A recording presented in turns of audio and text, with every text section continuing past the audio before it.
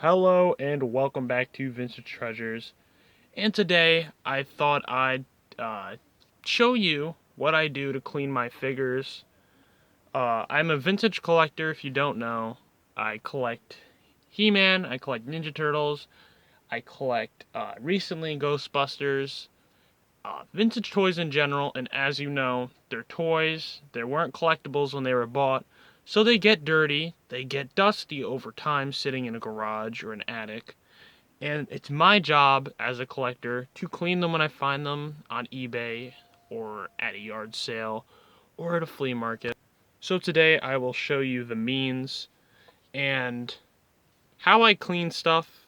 This is technically, but not officially, a part 2 to my recent upload. I got a lot on eBay for $30. So cleaning these vintage toys is not exactly rocket science. My basic tools is some type of thing to keep it from getting anywhere. If I spill this hot water with soap in it, your basic toothbrush, a Mr. Clean Magic Eraser. I prefer this one. If you buy a cheaper one, it's probably going to be lesser in quality, but I'm sure it still works. And just a basic towel. This one's been used for a while, so it is a bit dirty. Yeah, so I got a bunch of vintage Ghostbusters stuff. If you haven't watched the video, I suggest you watch it. Just to look at the condition of these figures and to see how dirty they are. And it's a good video. I've said it myself, but I made the video. But go over and put your opinion about the video in the comments section. So in that video, for $30 after shipping and fees, I got this lot of Ghostbusters on eBay. They've gone up. They've definitely gone up, and now I gotta buy them and repair them and clean them and all that. So we'll go through the figures one by one, and I will show you the condition of them. So first up, we have this. What is this called? Slime Hero Ghostbuster, and this is a great line. It's a color variant of the original figures, of course, and we're honestly a bit lacking on the paint. It would have looked a lot greater if they painted the shoes purple. And as I said in that video where I actually unboxed the haul, I could mistaken these for bootlegs if I was just getting into Ghostbusters or buying them just to sell them. I would think this might be a bootleg. This guy's got some hand damage, as you can see, likely maybe a pair of nail clippers or scissors or maybe even a dog. His collar isn't too well either. My camera doesn't even want to see it. He's got a little bit of marker on his face, which I will show you how to fix in the video. Hopefully it'll work. One thing I did notice about this is that he actually has pupils on the original figure. They did just paint his entire eyes. Or they painted the pupils pretty darn huge, but I think this is definitely looks a lot more like pupils than it did on the original figure. And from that same line, the Slime Heroes, I got a Winston. I like this one a lot more. I think the boots don't have to be painted because it's a lot more simplistic. Winston has a weird sculpt where his neck looks like it's poking out, like he's looking at something. You don't notice it when you're looking at it straight. Like, if you were to look at it like this, you don't notice it, but as soon as you look at it from the side, he looks like he's looking at something. Yeah, so same thing with this. His pupils were a little bit smaller than the original figure, I want to say. I'm not entirely sure. But you can see this. I think this is actually original Ghostbusters slime that actually got stuck on here. And his fingers are missing. But that's such a clean cut. I didn't even notice it until I bought it. But it's not going to bother me anyway, because I don't plan on completing this line unless I find Egon and Ray in a lot. So yeah, pretty dirty. like all the other figures. And yet another Winston. This is the Super Fright Features line Winston in his spacesuit. And his function works a bit. I can see if I can clean that a bit better so his door actually closes a little bit better and a little bit more consistent.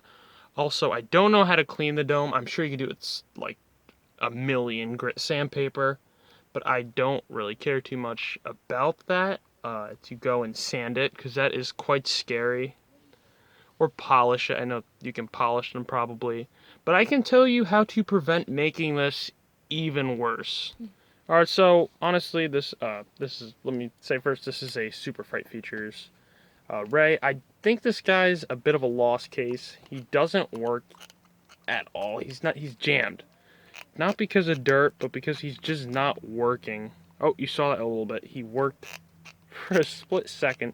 If you blinked, you missed it. Yeah, so I think he just looks great on his own. It doesn't matter too much if the fright feature works. I just like the figure, and I'll probably just end up trading this. Of course, warning the person that it does not work. Still a great figure. Probably my favorite out of the Fright Features line. He's not too bad, but he is still dirty. And lastly, we have the Super Fright Features Egon.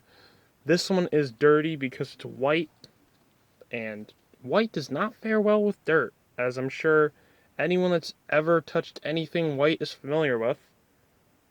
It does not stay well, and there might be deep stains, and I do have a product to help me with that I will show you, and I'll show you how to properly use.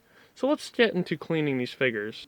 So here's a bit of a different camera view, and let's just start cleaning. I have my regular toothbrush here. It's a bit dirty. I have cleaned a lot of toys with this thing, and get that nice hot soapy water. And there's not really a whole lot I could tell you. All I can tell you is use water, and you don't have to go gentle. This is plastic. You don't have to go gentle on it. Go as hard as you need to. Unless it's like a sticker, then you don't want to get that wet, and you're going to have to figure out a way to get that off. And you can see the slime's still on there. I can try to scrub it off. I've never had to deal with dried slime, really. So I don't really know if that's going to come off a whole lot. But yeah, that's how you're going to want to clean your general plastic. Just, scrub it with the toothbrush and then dry it off, and you got yourself some shiny glossy plastic. It doesn't sound like it's going to make a difference, but it definitely will. Now let's talk about that little red marker on his face. And the solution to this problem is actually quite simple. It's that magic eraser. Do be careful. This can take off a lot more than you want it to. So basically what you want to do is just get it wet, not the whole thing, of course. You can easily just rip off a little bit of the magic eraser, and then get that wet. And then you can go around and fix all your little problems with it. And you can see we can just take this, and hopefully it works. The base plastic is a little bit harder to clean than like a finished plastic. But you can see it's already starting to clear up a bit. It's going to be hard to do around his eye and all that. And you definitely want to clean this off after you're done, because you don't want this to mess up your paint around your eye, or your eye in general. And you see it's already starting to clear up already. And after a little bit of off-camera scrubbing, it is a bit hard to do on camera because the camera's in the way. I got the whole thing off, so this is actually really useful and a great tip for anyone who wants to clean vintage or collectibles at all, really, or any item that is plastic. Magic eraser is the way to go. And as you can see, I scrubbed that slime a bit more. It did not come off a whole lot. This is gonna take a long time. I'd say stay away from any inexpensive figures that have slime on them, it's gonna be a pain to get them off. The magic eraser does not do much at all. I'm sure it does a little bit. It might get the job done quicker, but I just don't think it's worth it at the risk of bleaching any surrounding plastic or paints. And let's focus on a white figure, because I know white can be a hard color to clean. And if we do a little bit of brushing, some aggressive brushing, we do that and then we take our towel and dry it off. You can see it did not take everything off, because I'm still seeing little bits of darker, dirty color right there. It doesn't show up on as well on camera, but I'm sure you've seen it before. A magic eraser, once again, saves the day. If I do that and I dry it, look at that. You can see the difference already. So my plan for Winston here, remind you, this is his problem. Inconsistent little door closing action. I want to clean the hinge around the bottom and on his tongue, and we'll see how he performs after that. I don't know if this is going to work, as I've never really tested how this works. There's not really a way to test it until I do it. So this is just going to be results for you to see, and if it works, maybe you can get yourself a working Super Fright Features Winston. And I probably scrubbed this guy for 30 seconds around the joints, and look at this. He's working. It's working. So, most of the time he's working. But yeah, that is definitely working better than it was before. And the proof is in the footage. You guys just saw that before and after, and you were able to compare it, and you saw that that is working a whole lot better now. Now let's get into this dome. Let's talk about this. So what you're going to want to do is just take, not your toothbrush actually, because that is too abrasive for this type of see-through plastic. You're going to want to take your cloth and just get it a bit wet, like that. And get this dome wet, like you're cleaning a doorknob, kind of. And then that's what you're going to be left with. So you can see the dome's a bit scuffed, as most of this plastic ends up being. But what you don't want to do, and I think I warned you in the beginning of last video, is use a magic eraser on clear plastic. You think it's bad now? This is going to look horrible. This plastic is going to look even worse if you use a magic eraser on it. It's going to look even worse. You won't be able to see his face at all. And I'm just now seeing that he has paint scuffs on the back of his head. Remind you, this helmet does not come off, so how is that possible? He has paint scuffs on the back of his head. That is weird. That's weird. But yeah, we have a working Super Fright Features Winston. And one more tip I have for you is actually not a cleaning tip at all. It's more of a repair tip. Pick yourself up some cheap acrylic paints. Maybe not dollar store, maybe a little bit more than that, but or even a Sharpie. You see, for Winston here, since he has black hair, we can just touch him up with a Sharpie, and he'll look next to new. If the camera will focus, there we go.